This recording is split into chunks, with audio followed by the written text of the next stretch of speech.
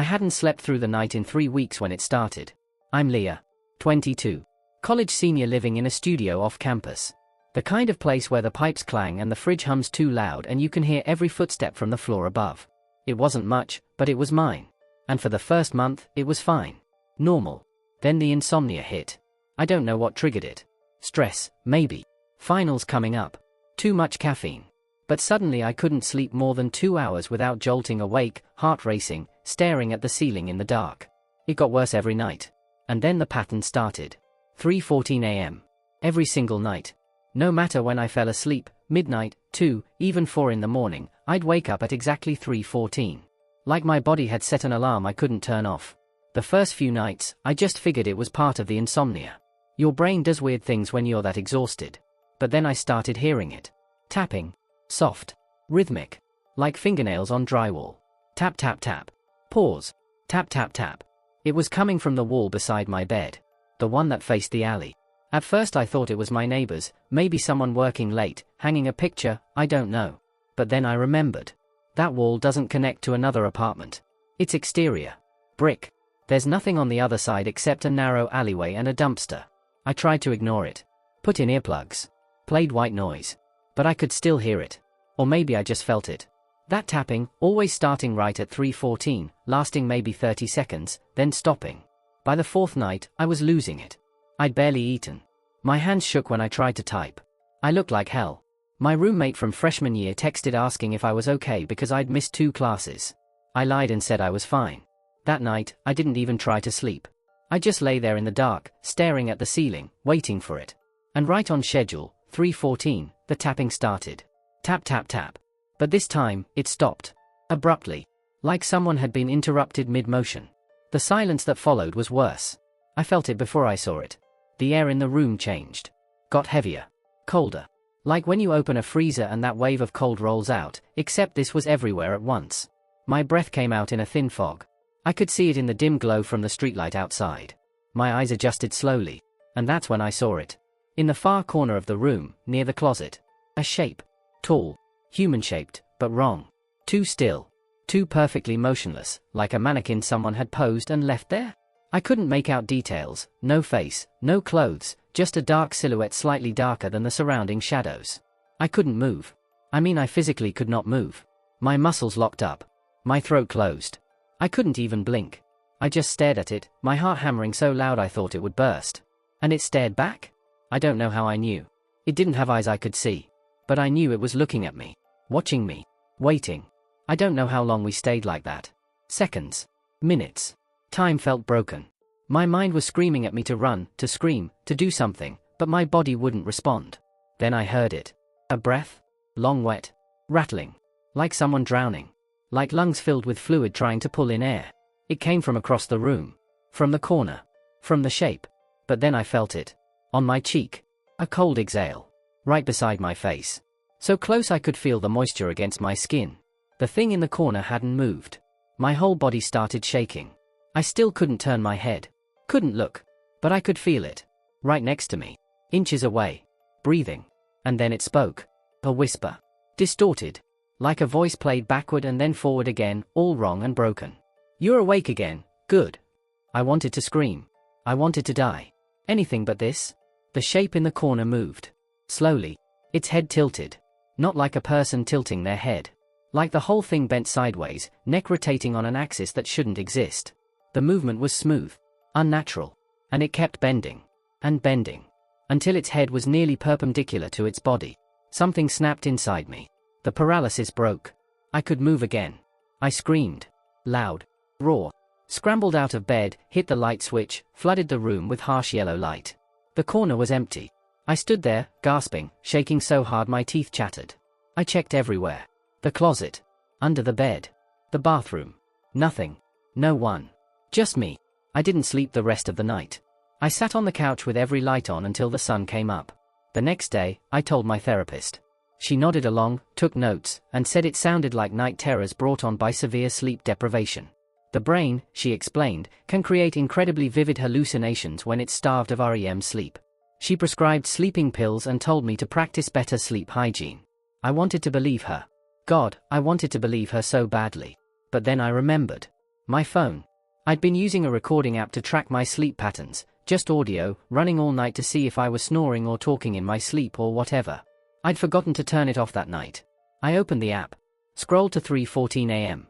Hit play. For the first few seconds, just silence. My breathing.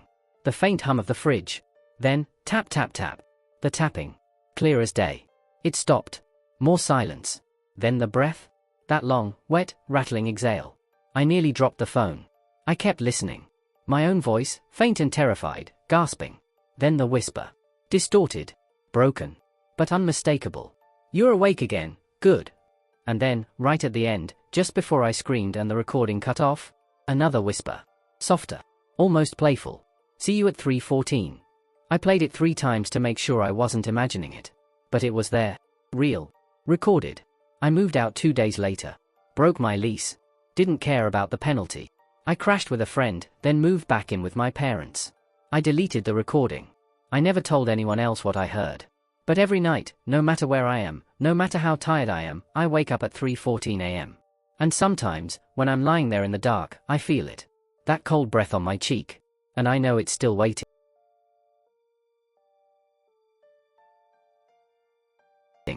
I work nights at a distribution warehouse on the edge of town.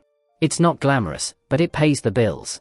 The trade-off is that I sleep during the day and I'm awake when the rest of the world is dreaming. My name's Matteo, and I'm 29 years old. I've been doing this for 3 years now, and I thought I'd gotten used to the weird schedule. The isolation. The quiet hours between midnight and dawn when you start thinking too much. But nothing prepared me for what started happening in that house. It was an old rental. Single story. Needed work but was cheap. The kind of place where the windows don't quite close all the way and the floors creak no matter how carefully you step. I didn't mind. I wasn't home much anyway. And when I was usually too tired to care. The noises started about a month after I moved in. At first, it was just small stuff. Creaking. The house settling, I figured. But then I started hearing something else. Crawling. Like something moving across the attic above my bedroom. Slow and deliberate. Always between 2 and 4 in the morning when I was lying there, staring at the ceiling, trying to fall asleep. I told myself it was rats. Old houses get them. Made sense. So I called my landlord, told him I was hearing animals in the attic. He came by the next day, checked the exterior, the vents, the eaves. Attic sealed, he said, standing in my driveway with his hands on his hips. No way anything's getting in there. Probably just the pipes expanding and contracting. Temperature changes. You know. I wanted to believe him. But I knew what I was hearing. And it wasn't pipes. Over the next 2 weeks, it got worse. The crawling became more frequent. More deliberate. And then the scratching started. Long, slow drags across the ceiling directly above my bed. Like something was tracing patterns.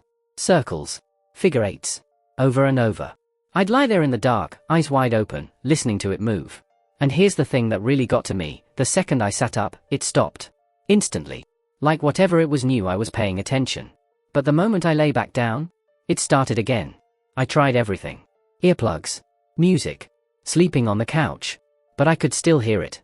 Or feel it. That presence moving above me, dragging itself back and forth, scratching, always scratching. One night, I'd had enough. It was just past 3 in the morning. The scratching was louder than usual. More insistent. I got out of bed, grabbed the broomstick I kept by the door, and slammed the handle against the ceiling as hard as I could. "Stop it!" I shouted. "Whatever you are, just stop." Silence. Dead, absolute silence. I stood there, breathing hard, broomstick still raised, waiting. My heart was pounding. Sweat dripped down my back. And then I saw it. Directly above my bed, the ceiling started to shift. At first I thought my eyes were playing tricks on me. But no. The drywall was moving. Bulging downward. Slowly. And in the dim light from the street lamp outside, I could see the shape forming. A handprint. Fingers. Palm. All of it pressing down through the plaster like someone on the other side was pushing with all their weight. The drywall bowed under the pressure, dust falling in a fine mist onto my sheets. I couldn't move. Couldn't breathe. I just stood there, frozen, watching this impossible thing happen right in front of me. The handprint stayed for a few seconds. Then it pulled back. The ceiling flattened. And then it started again. But this time it wasn't a hand. The bulge spread wider. Larger. And I watched in absolute horror as the outline of a face began to press through. The contours of a forehead. Eye sockets. Nose. Mouth. All pushing down, stretching the drywall like skin over a skull. It wasn't breaking through. It was forming. Like something on the other side was trying to mold itself into my room. The eyes, just indentations, no actual eyes, seemed to find me. And then the mouth opened. It stretched wider than any human mouth should. Wider and wider, the drywall cracking at the edges, and through the opening came a sound. A whisper. Thin and rasping and so close it felt like it was inside my head. "I know you're awake." I didn't think. I just ran. Grabbed my keys off the nightstand, didn't even put on shoes, and bolted out the front door. I got in my car, locked the doors, and sat there shaking until the sun came up. I didn't go back inside until it was full daylight. And even then, I brought a flashlight and a knife, which I know sounds stupid, but I needed something in my hands. The bedroom looked normal. The ceiling was flat. No cracks. No dust. Like nothing had happened. But I knew what I saw. I stood there for a long time, staring up at that ceiling, trying to convince myself I'd imagined it. That I was just exhausted. Hallucinating. But I couldn't shake the image. That face. That mouth. That whisper. Finally, I grabbed a ladder from the garage and pulled down the attic access panel in the hallway. The old wooden ladder unfolded with a groan, and I climbed up, flashlight in hand. The attic was small. Low ceiling. Exposed beams and pink insulation. Hot and stale. I swept the flashlight around, checking every corner. Nothing. No rats. No nests. No droppings. No sign that anything had been up here in years. The dust on the floor was thick and undisturbed, except for one thing. Drag marks. Long, deliberate trails in the dust, like something heavy had been pulled across the floor. They started near the attic access and led toward the far corner of the space, disappearing into the shadows. I followed them, my hands shaking, the flashlight beam bouncing. The marks ended at the wall. The exterior wall. No door. No vent. No opening of any kind. Just solid wood and plaster. But the drag marks stopped right there. Like whatever made them had simply vanished. I backed out of that attic so fast I almost fell off the ladder. I moved out the next day. Didn't pack everything. Just grabbed what I needed and left. Broke the lease. Didn't care. I've been staying with a friend ever since. And I don't sleep in rooms with attics anymore. I don't care how irrational that sounds. Because I know what I saw. I know what I heard. And I know that whatever was up there, whatever was crawling, scratching, pressing itself through my ceiling, it wasn't trying to scare me. It was trying to get to me. And the worst part? I don't think it was in the attic at all. I think it was between the ceiling and the floor. In the space that shouldn't exist. The place where things that aren't supposed to be real wait for you to notice them. And once you do, they know you're awake.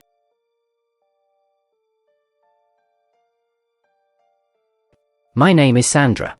I'm 29, and I'm a nurse at County General. I work rotating shifts, days, nights, overnights, whatever they need. It's brutal on your body. Your sleep schedule gets completely destroyed. You're tired all the time but you can't actually fall asleep when you need to. Classic insomnia.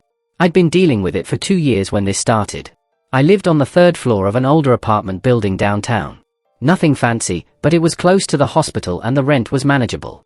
My unit faced an alley, so it was quiet. No street noise. Just me and the hum of the AC and the occasional siren in the distance. It was a Tuesday night, technically Wednesday morning, around 1:50 a.m. when I first saw her. I'd just gotten home from a 12-hour shift. Exhausted. Brain foggy. I heated up some leftovers, sat on the couch, and stared at my phone while I ate. The TV was off. I remember that specifically because what happened next wouldn't have been possible otherwise. I glanced up at the black screen. And in the reflection, I saw her. A woman. Standing near the window behind me. Just standing there. Completely still. Her shape was blurred in the dark glass, but I could make out the outline. Tall. Thin. Long hair hanging down. My stomach dropped. I spun around so fast I nearly dropped my plate. Nothing. The window was empty. Curtains open. Just the dim glow of the alley lights outside and the brick wall of the building across from mine. I stood up, walked over, checked the window. Locked. I looked down at the alley below. Empty. No fire escape on this side. No ledge. No way anyone could have been standing there. I convinced myself I'd imagined it. I was tired. My brain was playing tricks. I'd been awake for almost 20 hours. It made sense. I closed the curtains, finished eating, and went to bed. But I couldn't sleep. The next night, I heard it. Knocking. Soft. Deliberate. 3 taps. Then silence. I looked at my phone. 3:47 a.m. The knocking came again. Tap. Tap. Tap. I sat up, heart racing. It was coming from the window. I lived on the 3rd floor. There was no balcony. No fire escape. No tree close enough to reach. It didn't make sense. I grabbed my phone, turned on the flashlight, and crept toward the window. Pulled back the curtain slowly. Nothing. Just the alley. The streetlight flickering at the far end. The dumpster below. I stood there for a full minute, listening. My breath fogging the glass. Nothing. I went back to bed. Didn't sleep. It happened again the next night. And the night after that. Always between 3 and 4 in the morning. Always the same soft knocking. And every time I checked, there was nothing there. By the 5th night, I was losing it. I wasn't eating right. Wasn't sleeping. I'd started dreading going home. I thought about staying at a friend's place, but I felt ridiculous. What was I going to say? That I was scared of knocking sounds? That night, a storm rolled in. Heavy rain. Thunder rumbling in the distance. I got home late, around midnight, and collapsed into bed with my clothes still on. I was so tired I thought I'd actually fall asleep. But at 3:32 a.m., I woke up. The knocking was louder this time. More insistent. And the room was flashing with lightning. I lay there, frozen, staring at the curtains. They were closed, but I could see the light filtering through with each flash. My heart was hammering so hard I thought I'd pass out. Tap, tap, tap. I forced myself to get up. Forced myself to walk to the window. I grabbed the edge of the curtain. Lightning flashed. And in that split second of light, I saw her. A woman's face. Pale. Wet. Pressed against the glass. Staring directly at me. Her eyes were pitch black. No pupils. Just empty, lightless voids. Her mouth was open. Wide. Like she was screaming. But there was no sound. I stumbled backward, hit the edge of my bed, almost fell. The lightning faded. Darkness again. I stood there, shaking, my breath coming in short gasps. My hands fumbled for my phone. I had to see. I had to know. I turned on the camera, held it up toward the window, and waited. Another flash of lightning lit up the room. And I saw the truth. She wasn't standing outside the window. She was hanging. Upside down. Her body pressed flat against the glass, hair hanging down in long, wet strands. Her arms were bent at unnatural angles, fingers splayed against the window like a spider. And her face, God, her face, was smiling now. Teeth missing. Gums black. She tapped the glass again. Tap, tap, tap. I screamed. Dropped my phone. Ran to the door, threw it open, and sprinted down the hallway. I didn't stop until I was in the lobby, barefoot and sobbing, the night security guard asking me what was wrong. I couldn't explain it. I couldn't make sense of it. The next morning, I called my landlord and broke my lease. Packed my stuff that same day while the sun was still up and moved in with my sister across town. New building. New neighborhood. 6th floor this time. Brand new construction. Big windows with blackout curtains that I kept closed at all times. I thought I was safe. I really did. The first night in my new place, I actually felt calm. I unpacked a few boxes, took a shower, made tea, climbed into bed around 11 and closed my eyes.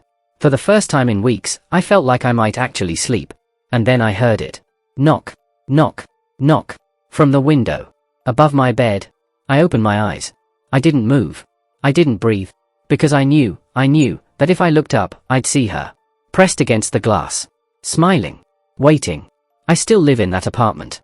But I never open those curtains. And I never, ever look up at that window after dark. Because some things don't care about locks. Or heights. Or logic. They just wait. And once they find you, they don't let go.